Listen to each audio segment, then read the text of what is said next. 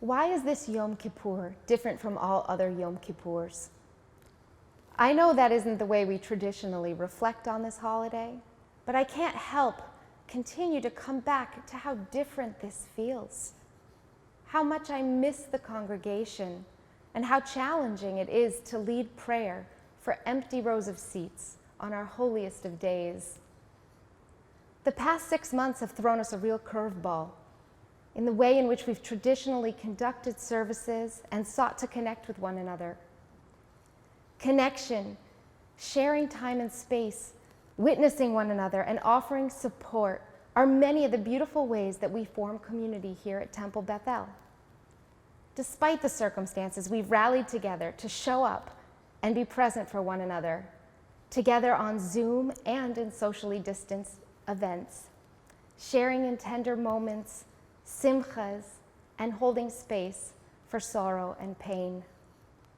We've managed to decrease the distance while following guidelines, and in some situations found even more connection, support, and love in unexpected places. In my role, however, the absence of physical presence has never felt more strange to me than during the preparation of these high holidays. At a time when we're looking inward, we usually are able to balance the work of teshuvah by also coming together in community. We work on ourselves, but acknowledge our place within the whole. On Rosh Hashanah and Yom Kippur, we physically stand together. We pray together, apologize together, sing together, mourn together, and look forward together. At least that's what it's always been, until this year. Yes, we're doing these things together from our own houses, but still, it's very different. I've thought a lot about what it means to be a shaliach tzibur, a messenger of the congregation, a communal leader, without the physical presence of a congregation. So much of my work as a spiritual leader involves channeling what I feel and sharing it through my voice with all of you, and then also receiving it back from you and into me. Without being able to feel your presence and hear you singing back, only half of the circuit is complete. This has led me to think a lot about the path of energy, healing, and prayer. When I was a teen, I was trained in first-degree Reiki, a Japanese healing practice that's administered by laying on hands. And it's based on the idea that an unseen life force energy flows through us and is what causes us to be alive.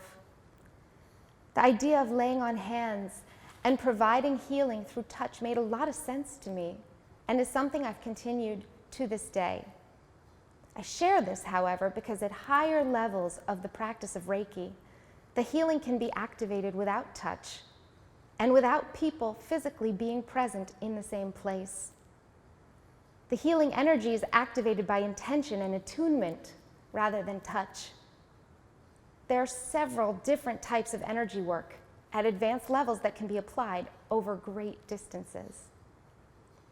While reflecting on it, I realized that this is exactly the type of healing and connectivity being asked of all of us now, particularly of me. I'm striving to be self-attuned and pick up signs and symbols over distance, over airwaves, over Zoom connections, and even across time and space. I've experienced this with some of you during our weekday mincha services, holding space for those saying Kaddish and welcoming in Shabbat. It may be a bit more challenging. It may require us to stretch a bit in our previously held notions of how things are done, but it is most certainly possible. It is with this mindset that I entered into these holidays, that I prepared prayer, that I held space as your shaliach tzibur, and that I prayed on behalf of all of us. I miss you all so very much, and on this day more than ever. At the same time, I'm holding you, stretching over airways, across time zones, in the great vast matrix of energy. I want you to know this, and I hope you will hold me back. I hope you are singing along, swaying to the familiar melodies, rocking, crying, pounding your heart. I hope you can feel that though we are not together, you are not alone. The customs and traditions of our high holidays and Judaism bind us together, linking us one generation to the next, Lidor Vador.